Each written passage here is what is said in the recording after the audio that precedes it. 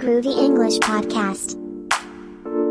Hey there! Welcome back to Groovy English. I'm Chloe. And I'm Aiden. We share real stories, useful tips, and everyday English to help you grow with confidence. Wherever you are in your English learning journey, we're glad you're here. If you're enjoying the podcast, feel free to like, subscribe, or share it with a friend. Let's get started.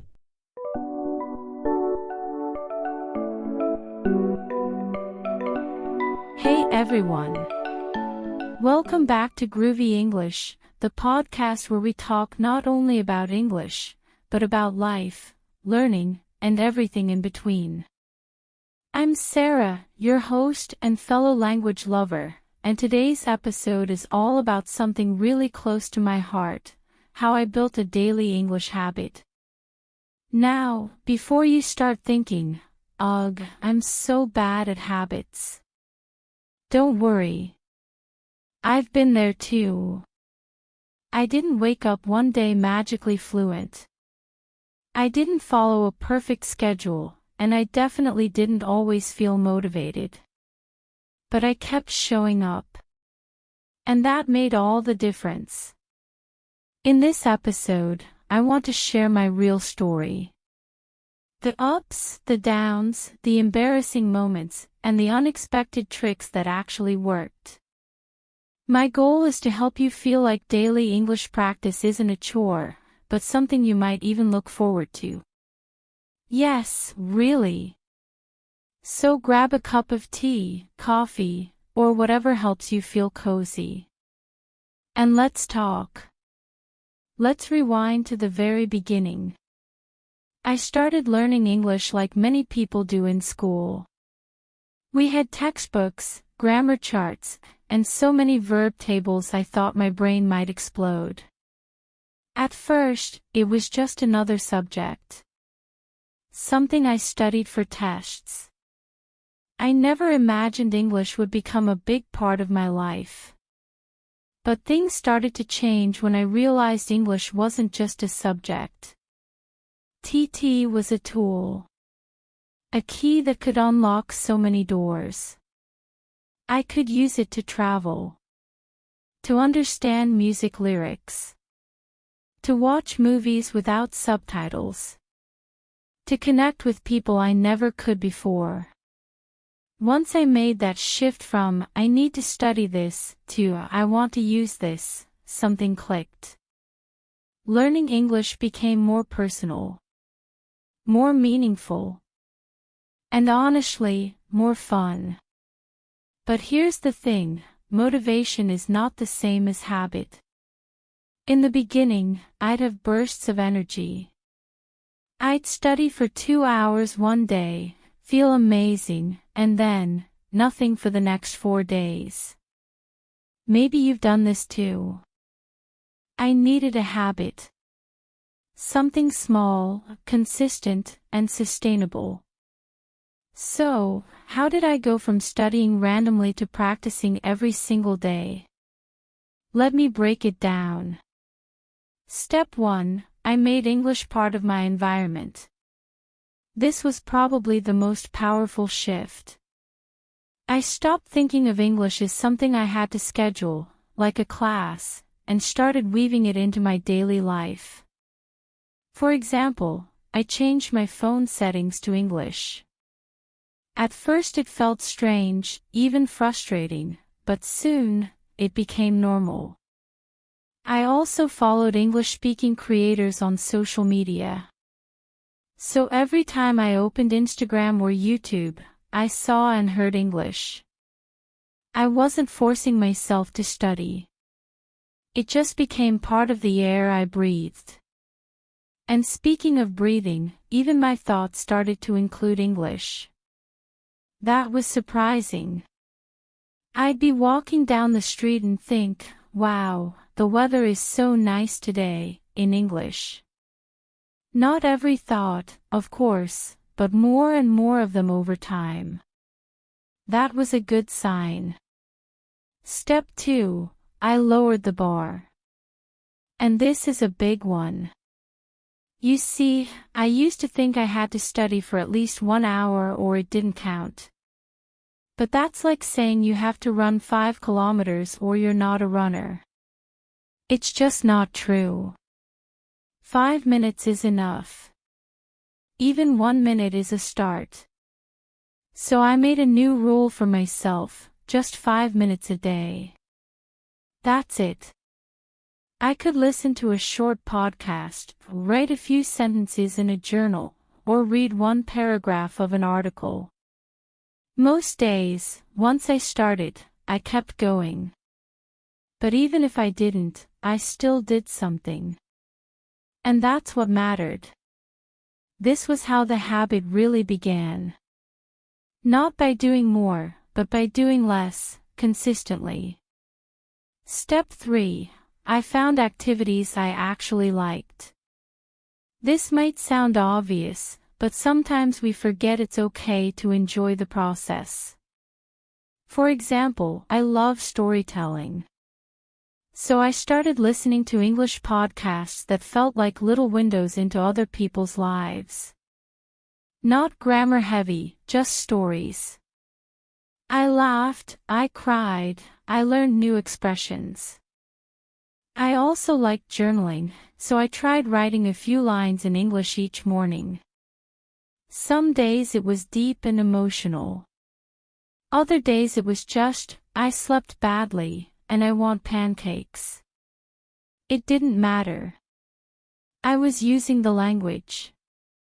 My voice in English was becoming clearer, more natural. The key is to pick things that don't feel like work.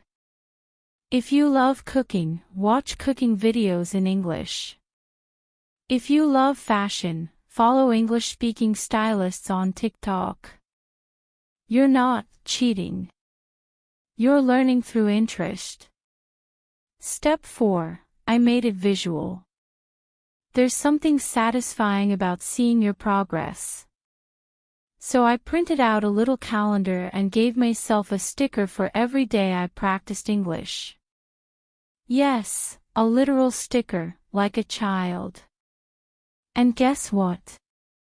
It worked. That little sticker became a tiny celebration. And I didn't want to break the chain.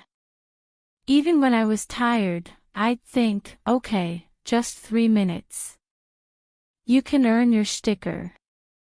It sounds silly, but it helped me stay on track. You can also use an app, a notebook, or even a jar with marbles if you're old school. The point is, make your progress visible. It helps your brain stay engaged. Step 5. I forgave myself for the bad days. Let's be honest. No habit is perfect. Some days I forgot. Some days I didn't feel like it. And for a while I would beat myself up. I'd think, ugh, I broke my streak. I'm lazy. I'll never get fluent. But that kind of thinking doesn't help. So I changed my approach. Now, I treat English like brushing my teeth. If I forget once, I don't give up on brushing forever. I just do it the next day. Language learning is the same. It's not about perfection. It's about returning. Gently, kindly, again and again. Step 6. I started talking to myself. Out loud. Yes, I probably looked a little crazy at first. But this was a game changer. Talking to yourself in English builds confidence, fluency, and speed. You're not waiting for the perfect moment or conversation partner. You're creating your own practice. For example, I describe what I was doing. Okay, now I'm making coffee. 1 spoon of sugar, maybe 2. Don't judge me. Or I'd imagine I was giving a tour of my apartment. Welcome to my very tiny but very cozy living room. It was fun, silly, and surprisingly effective. If you've never done this, try it today. Just talk to yourself like you're the star of your own English reality show. Step 7. I made it emotional. Language isn't just words. It's feelings. And when I connected English to my real emotions, frustration, excitement, gratitude, it stuck more deeply. I remember one night I was really upset about something. I didn't want to talk to anyone, but I didn't want to sit in silence either. So I opened my journal and wrote, in English, everything I was feeling. No filter. No grammar checking. Just raw emotion. That page of writing helped me process my feelings. And I learned some new words in the process. That's when I realized, English wasn't just a tool for school or work. It was becoming a part of me. And finally, step 8, I celebrated the small wins. The first time I understood a whole podcast episode without pausing, I celebrated. The first time I ordered food in English on a trip, I celebrated. Even the first time I made a joke in English and someone laughed, huge win. These moments matter. They tell your brain, this is working. Keep going. And they make the journey joyful. So I started writing down my English wins in a little notebook. Some were big. Some were tiny. But together, they told the story of my progress. Now, I want to pause and say something important. Your daily English habit doesn't have to look like mine. Maybe you don't like journaling. Maybe you hate podcasts. That's okay. What matters is finding your own rhythm, something that fits into your life, your mood, your interests. You don't need to follow a perfect plan. You don't need fancy materials. All you need is curiosity, kindness toward yourself, and a willingness to start, again and again. And you know what's interesting? The more I showed up for English, even just for 10 or 15 minutes a day, the more I started to trust myself. I wasn't just building a language habit, I was building self-respect. I was proving to myself that I could stay consistent, even when life got busy or messy or unpredictable. That confidence started to spill over into other parts of my life. I also noticed that my relationship with English changed over time. At first, it felt like a task on my to-do list. Something I had to squeeze in between work, errands, and everything else. But as the habit grew, it started to feel like a gift.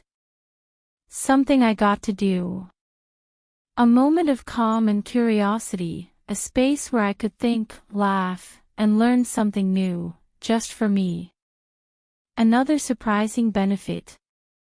My focus improved. Because I was training myself to be present for short daily sessions, no multitasking, no distractions, my attention span got stronger. That helped me in work meetings, in conversations, even in how I listened to podcasts or read books in my native language. It's like English was helping me become a better listener in general.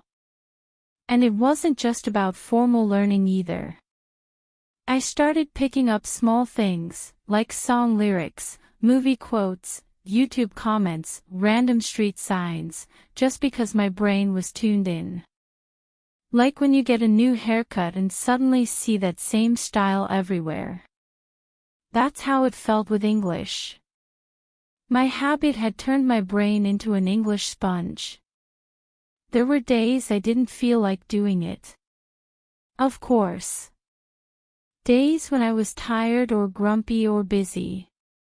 But I reminded myself, a short session still counts. 2 minutes still counts. Showing up, even imperfectly, is better than not showing up at all. That mindset saved me from quitting many times. And there's this myth that habits have to be huge or dramatic to matter. Nope. Some of my best learning happened in pajamas, sipping tea, just listening to someone talk about grammar or culture or life in English. Nothing fancy. Just real, human connection. Eventually, people around me noticed. "Hey, your English sounds smoother," they'd say. Or, "You didn't even translate that in your head, did you?" And those tiny bits of feedback, those little nods of recognition, they motivated me more than any test score ever could. So if you're on this path too, trying to build your own English habit, know that it doesn't have to be perfect. It just has to be yours. Make it fun. Make it doable. Make it part of your life, not separate from it. You don't have to study harder. You just have to show up regularly. Looking back now, I can't believe how far I've come. Not just in vocabulary or grammar, though those improved too, but in confidence. In self-trust. In knowing that I can build something meaningful, one tiny step at a time. So if you're listening to this and thinking, "I'll never get there," I promise, you will. Not overnight. But day by day. Word by word. And the best part. You're not alone. I'm walking this path too. So are thousands of other Groovy English listeners around the world. We're all learning. All growing. All taking imperfect, beautiful, human steps forward. Before we wrap up, here's a quick summary of the steps I took to build my daily English habit. 1. Made English part of my environment. 2. Lowered the bar. 5 minutes a day was enough. 3. Chose activities I actually enjoyed. 4. Made progress visual with stickers or apps. 5. Forgave myself for missed days. 6. Talked to myself out loud. 7. Used English to express real emotions. 8. Celebrated every little win. So here's your challenge. What's one small thing you can do in English today? Maybe you'll listen to this episode again and shadow the phrases. Maybe you'll write a comment in English on Instagram. Or maybe you'll just say to yourself, "Okay, time to make coffee," in English, of course. Whatever it is, I'm proud of you for showing up. Thanks for spending this time with me. I hope my story gave you a few ideas, and maybe a little extra spark to keep going. Because you've got this. Seriously. You're not just learning English. You're becoming someone who can learn anything. That's the real habit. That's the real magic. Until next time, I'm Sarah, and this is Groovy English. Stay curious, stay kind to yourself, and keep going. Your English is shining brighter by the minute. Hit that next video to keep leveling up your skills. Or dive into our other episodes for more secrets to talk like a pro. Don't forget to subscribe, like, and share to join the Groovy English crew.